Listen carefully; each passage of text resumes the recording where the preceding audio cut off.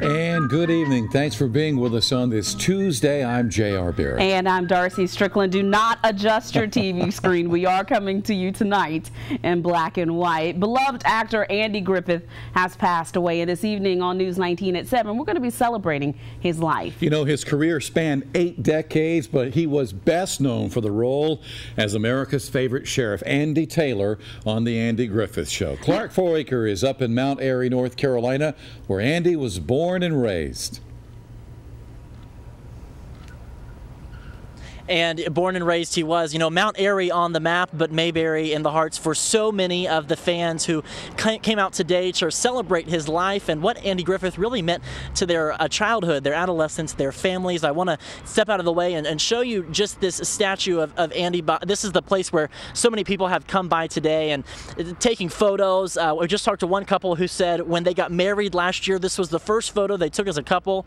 You see some flowers, people coming by to pay their respects and really just think about the Andy Griffith Show and really what it meant for them. And you could tell walking through downtown today, walking on some of the streets in this small town, that this show really just had a major impact on this community. Both the people here who really say that Andy was a champion for them. One lady telling me that he took some of the best of the South and Southern roots and really spread them across the nation. But not only did it impact the people, it also impacted the community, the businesses here in what is now a very thriving town. Well, Andy Griffith has, influenced our town tremendously through tourism and bringing in lots of visitors from all over the world. And we get so many visitors a year that are here to experience that Mayberry-esque type, adventure. They love to go to the Andy Griffith Museum while they're here. They love to see the places that Andy talked about on the Andy Griffith Show. And when they come here, they feel that nostalgic type of Mayberry when they're walking on the streets of Mount Airy. And I'm sure everywhere people are just remembering tonight so many great memories watching this show with their parents or their kids. Many memories had around Andy Griffith. For now, live in Mount Airy or Mayberry, North Carolina, Clark Foraker, News 19 WLTX. Now, Clark, before you go, Thelma Lou actually lives in Mount Airy, doesn't she? She does live here, JR, and coming up later in the newscast, you're going to hear a little from her and see some historic pictures from the Andy Griffith Museum that's just a couple of 100 yards behind me. All right, Clark, thank you so much. Well, there is another town here in the Midlands that has also been described as Mayberry. Berry's in its name. I should mention that. This one complete with an Andy-type sheriff as well. Lauren Tallarico joins us now with that story. Lauren? Hi, JR. Well, anyone who's ever spent any time there probably knows what we're talking about. We're talking about Newberry County. And when it comes to the Andy Griffith Show, Sheriff Lee Foster has taken a lot of his cues, not from this guy, but from Sheriff Andy Taylor himself. It's more than a tune, but a way of life. And it's one that Newberry County Sheriff Lee Foster and his staff take to heart. Some of these characters around town they'll even call me Barney Fife, but I like to think of myself more along the lines as Andy. I wanted to talk to you because when it comes to Andy Griffith, you'd be hard-pressed to find a sheriff more similar than Foster. The way that he handles Newberry is a small town. He is Sheriff Taylor. Like many Andy Griffith fans, Foster was sad to hear of his death. I've never met Andy Griffith in person, but because of the show and some of the teachings and things. You feel a sense of personal loss because that's somebody you grew up with. And carries the lessons he learned from the show into his responsibilities with the law today. There's an episode of Andy Griffith that's actually my favorite episode. Is when Andy Griffith's on trial. That is when you're a lawman and you're dealing with people. And Barney summed it up by saying, "You got to understand, this is a small town. The sheriff is more than just a sheriff. He's a friend." And that's kind of what I always wanted to be, and I try to have my philosophy to be, is to be a friend. I now pronounce you simple philosophies and family values that have stood the test of TV time. I'm speaking now so I won't have to forever hold my peace. Most shows come and go, but that's one that is persevered.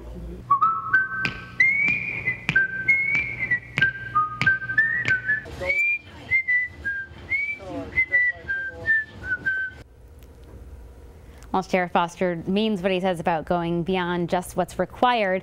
Today, while I was there, he even helped one of his citizens figure out how to trap a fox. J.R. Darcy. All right, Lauren, thank you. We're going to rewind a little bit. Take a look back at Andy's life. Back in 1957, he made his film debut. It was called A Face in the Crowd. In it, he plays a country boy who's power hungry. New ratings this morning. 53.7. Just picked up another million. This whole country just like my flock of sheep. Well, in that movie, he becomes a TV host who uses his show to gain political power. After leaving his still popular Andy Griffith Show in 1968, he started his own production company, Andy Griffith Enterprises, in 1972. Now, from then until the mid-'80s, he starred in a few not-so-successful television series and movies, but in 1986, Griffith struck TV gold again with Matlock. He played Ben Matlock, a country lawyer from Atlanta who is known for his southern drawl and for always winning his cases. By the end of its first season, it was a ratings powerhouse on Tuesday nights. He won a People's Choice Award for his work on the show. It was a ratings hit for the entire 9 years it was on the air. He has also made other character appearances throughout the years on The Mod Squad, Hawaii Five-0, Fantasy Island, and The Pooh Bear Movie, among many others. Now, you know, he was always known for being Sheriff Taylor. Yeah. So wanting to take a break from playing that good guy, Andy played his first villainous character in a 1974 film, Pray for the Wildcats. Take a look. Go on it! Pray! Come on! Go!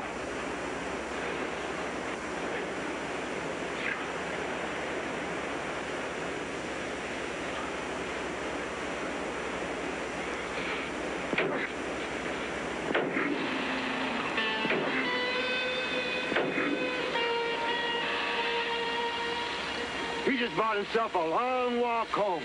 Yeah, that's Andy with an axe. He was joined in the movie by Robert Reed, also known by TV viewers as Mike Brady of the Brady Bunch, and William Shatner, Captain Kirk of Star Trek, all of them wanting to shed their nice guy image, but the viewers simply didn't buy it, Darcy. Yeah, before TV came a calling for Andy, Andy was a stand-up comedian. His 50s monologues, was football. What it was football. What it was football. Remains easy enough for me to hear, hard to say. It remains a crowd favorite. It's a description of a college football game as seen by a naive country preacher who attends the game by accident. Take a listen. And what I seen was this whole raft of people a-setting on these two banks and a-looking at one another across this pretty little green cow pasture. Well, there was. And somebody had took and drove white lines all over it and drove posties in it and I don't know what all. And I looked down there and I seen 5 or 6 convicts a-running up and down and a-blowing whistles. They was. And then I looked down there and I seen these pretty girls a-wearing these little bitty short dresses and a-dancing around. And so I sat down and thought I'd see what it was that was going to happen. Well, what it was football was printed in Mad magazine in 1958. It was made in Raleigh and has sold over 1 million copies. Pretty funny stuff. Absolutely. You guys have been weighing in on our Facebook and Twitter pages today. Josephine says, rest in peace, Andy. Your presence in our lives brought us tears, laughter, and joy. God bless and keep you in his care. Joanne says, wow, I feel like I grew up with the man. Taught me a lot of lessons. And Kim says, so sad. I'm praying for his family and friends. He will be missed by his fans. Now, we invite you to head on over to our Facebook page and let us know your favorite Andy memory. Also, a special tweet was sent out today by one of his former co-stars, Ron Howard, big shot movie producer now, who played Opie on the show. It read today, his pursuit of excellence and the joy he took in creating served generations and shaped my life. I'm forever grateful. Rest in peace, Andy. Many people paying their respects and giving their condolences, including President Barack Obama. Mount Airy, North Carolina is where Andy Griffith was born and raised, and people from all over have been visiting the city to remember the legend. We visited Mount Airy earlier with Clark Foraker. We're going to revisit it tonight. Jennifer Bellamy is standing by. Jen? Hey guys, and so many people have come all day long. We've still, even at this moment, have fans stopping by, placing flowers and taking pictures by this iconic statue here. And one thing that you've heard constantly throughout the day is how it was such a simplistic but show that had so many morals that touched just generations of Americans. I spoke with one family who said that the father sat and watched the show with his daughter, and she was 14, and called the family today really upset to hear that Andy Griffith had passed away. And I know you were mentioning Ron Howard as Opie earlier. Well, I had a chance to sit down with Betty Lynn, and she's actually Thelma Lou. She played Thelma Lou on the Andy Griffith show. And one thing that she said that stuck with her the most is how the show just struck a chord with so many people. I met young men that would say to me, you know, I didn't have a good relationship with my own father, but I'd watch that show, and it meant so much to see the relationship Andy had with Opie that he said, they all said, we kept wishing we had a daddy like that. Well, of course, their own father maybe had responsibilities that were rough and hard and difficult. He couldn't be Andy Griffith on the show all the time, you know, but nevertheless, it meant a lot to those boys to see that relationship, even if they didn't have one like that. Now, JR, I heard you ask Clark if Betty Lynn lives here, and yes, she does. She's been living here for the last 5 years, and she still watches the Andy Griffith show on TV, and she says she hopes it's around for generations for many, many years to come. Guys? All right, Jen, thank you so very much from Mount Airy, Mayberry, North Carolina. Well, tonight at 7:30, we're going to be airing Andy's favorite episode. Make sure you join us to share what Andy has to say about it and why he enjoyed it the most. And of course, tomorrow is the 4th of July. We hope you and your family will join us for an Andy Marathon. We're going to be showing episodes from 3 in the afternoon until 6 in the evening, and once again from 7 until 8. And that way, people can go out and do their fireworks after they watch Andy. Yeah, and speaking of specials, we have something special to show you from 2004. Now, this is a promotion for the Andy Griffith Show, which airs here on WLTX. Now, in the promotional ad, JR and I find ourselves in Mayberry. Take a look. Well, Barney, I guess you already know. It's the old handwriting on the wall. But some people still don't know. We won't talk about it. It's okay to talk about it. WLTX is going to show a full hour of Andy Griffith weekdays at 9 a.m. I'm going to live a little. You've got that right. The subject is closed and put away. It's a done deal. An hour of Andy starting September 13th at 9 on WLTX. How long do you think you can do it? Hey, fellas, did you know you're part of big changes at WLTX? Well, I wouldn't have any idea. Would you, Floyd? Oh, no, I wouldn't know. Well, let me tell you, WLTX is going to have the Andy Griffith Show every weekday morning at 9 o'clock. Why, Andy, that's going to be you and Barney and the rest of Mayberry each weekday morning for a full hour. Barney and me is just lucky. You too, Floyd. I couldn't pay you. Oh, this isn't about money. It's about wholesome family entertainment. Oh, my. You know, I put that on my Facebook page this afternoon, and someone commented, and they've taken it off since then. Wow, you were on the show. Okay, I would be like 80-something years old if I were on the show 50 years ago. You're only 70-something years old, obviously. Thank you. I appreciate that so very much. Nip it in the bud. In the bud. Yeah. You've been trying to do that for 15 years now with me. It hadn't worked yet. We're going to take a quick break. We'll be right back. Welcome back. A 2-year-old boy from Manning is safe tonight after being missing for nearly 17 hours, and it was definitely a team effort to get him home safely. The father, 32-year-old Lee DeBose, is behind bars after deputies say he abducted the little guy from the Exxon gas station near Jerry's truck stop. This surveillance video shows him taking the little boy out of the mother's car and driving off. Deputies searched overnight for the pair. They found them in an 18-wheeler in a cornfield early this morning. The toddler is back home with his mom tonight. Lee DeBose is in jail facing a long list of charges. In Casey, DHEXS testing on the water plant there is complete and the water is safe to use, and the city has lifted the ban on outside watering effective immediately. The ban was in effect after the worldwide recycle plant fire that burned for 3 days. The city of Casey got water from other cities as a precaution because of concerns of toxic elements in the water. All right, stay with us. Jim has your weather when we come back. Now, your True View forecast with South Carolina's weatherman Jim Gandy.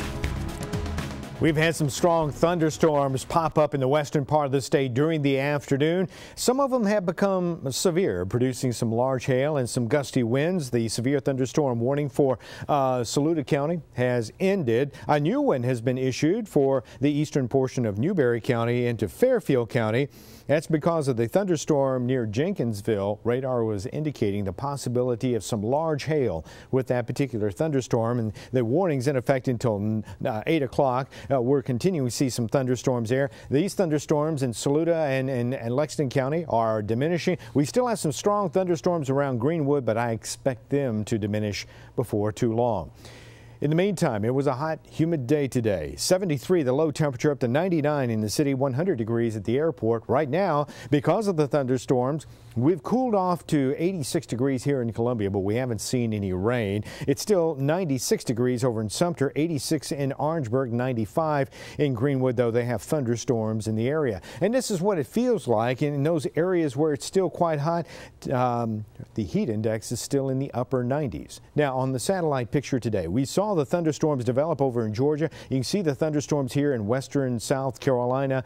And more than likely, we'll see the same sort of thing again tomorrow. 72 for a low tonight in Newberry with a high tomorrow of 95. Here in Columbia, we're expecting a low of 74, high of 98 degrees. Over in Sumter, expect a low of 73, the high 98, 96 in Orangeburg. Here's our 7-day forecast. We'll see a better chance for thunderstorms Thursday and Friday. High still in the mid to upper 90s. Over the weekend, it should be dry, but temperatures in the upper 90s. Then the weather pattern will change. We'll see a return to thunderstorms in the afternoon Monday and Tuesday, particularly Tuesday, and temperatures won't be as hot. The high temperature of 92 degrees. Well, this is your 7-day forecast. Stay tuned. We'll be back right after this. All right, a reminder coming up next, Andy's favorite episode of the Andy Griffith Show. We're not going to tell you which one it is because we definitely want you to stay tuned and take a look for yourself. But Andy says this is his favorite. And if you're an Andy fan like we all here at WLTX are, then you definitely want to tune in tomorrow, the 4th of July, for our Andy Griffith Marathon, starting at 3 p.m. tomorrow until 6, playing the best episodes, and then again from 7 until 8. I like that. Andy's Griffith Marathon. I like that. Good. We're back at 11.